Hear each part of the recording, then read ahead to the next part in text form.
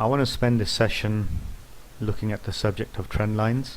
I use trend lines a lot in my trading. I find that it helps to give visual perspective in terms of what's happening with the price and the direction that it's heading in.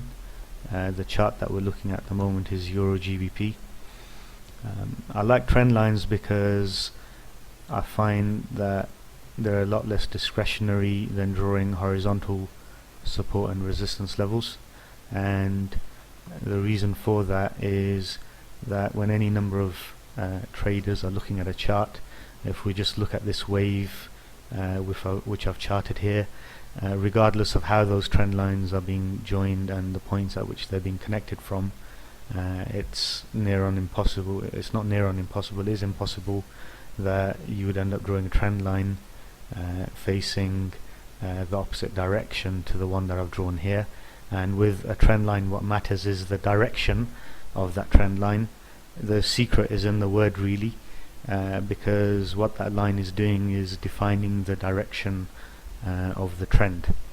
I'm asked a lot specifically about the way I draw trend lines, and sometimes it's been described as a little bit unorthodox, and I'll just say maybe a couple of points. The first thing is that when I'm drawing trend lines, what I'm usually doing is force fitting the trend lines on top of the price, rather than trying to fit the price inside of my trend lines.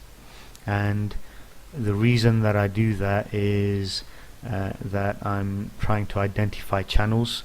Sometimes I'm trying to identify channels before they've completed forming, and the reason for that is that within a channel, price tends to move in a structured manner from the upper part of the channel to the lower part of the channel, and then that provides a number of trading opportunities which we can take advantage of. I don't really want to talk at the moment to spend this session talking about how we would enter or exit trades using channels or trend lines.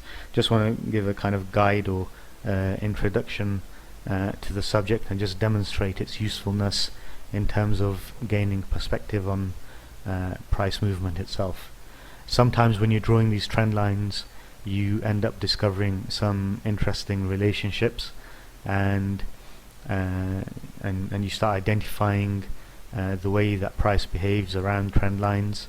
And so if we're looking here at the Euro GBP, the price was really all week. You can see that the price has been tanking. The price fell almost 134 pips this week on Euro GBP, despite the fact that there's a positive carry on that trade, which became just a little bit more significant since the ECB announcement last week. But the price came to a stop here at that 87.50 area, and one of the things that we notice is that if we had just connected the lower trend lines, then there's a possibility that we could have identified that 87.50 is a price that we don't want to be selling at. Now that's important because there's a downtrend here, and just because there's a downtrend doesn't mean that although from a technical perspective you'd rather be a seller than a buyer in a downtrend, but it doesn't mean that you're good to sell at every single price. And sometimes trend lines they make very good targets for the sellers, and you'd expect the sellers to be exiting at that price, especially if this is forming into a channel, and then the usual rules of price movement within a channel come into play.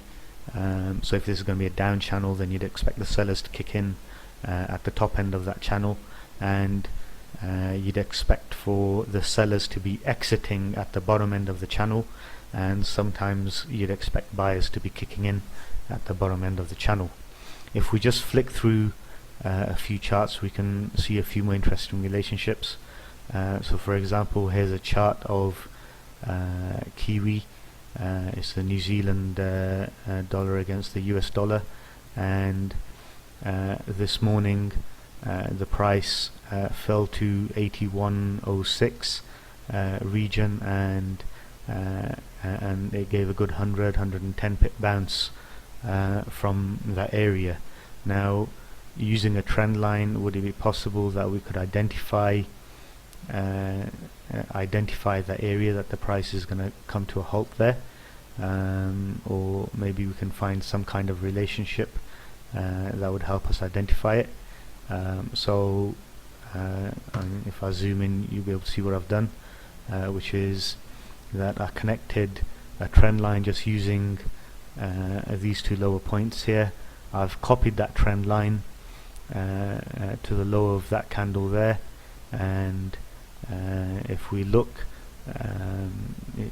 surprise, surprise, the price came and stopped exactly at that trend line. It's where the brakes went on, and where the buyers seem to have kicked in.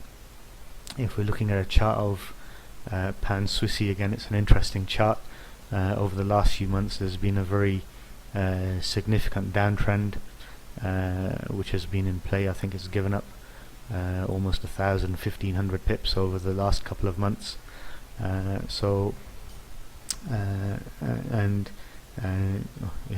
Almost every other week we've been hitting fresh lows on this, all-time record lows. This morning the price breached the previous low, which was at that 32.50, 32.60 level, and it came to a halt here at 31.54.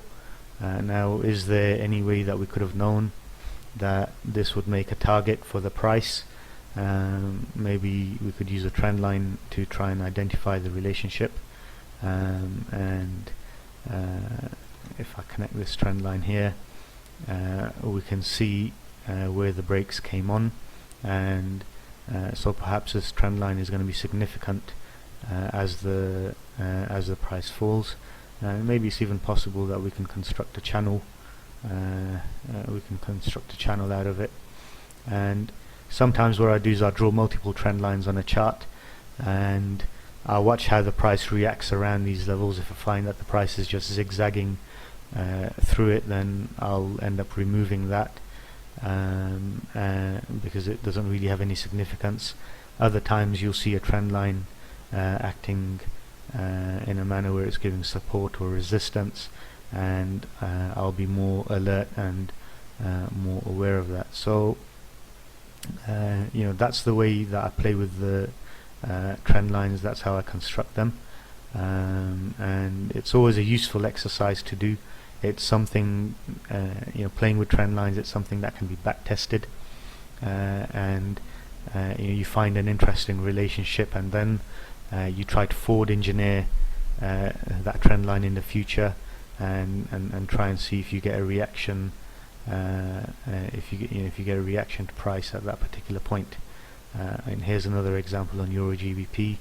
If we had connected these highs here, we can see yesterday when the price stalled at that 88 level, it stalled pretty much on that trend line, and so it's always useful, worth having a play with.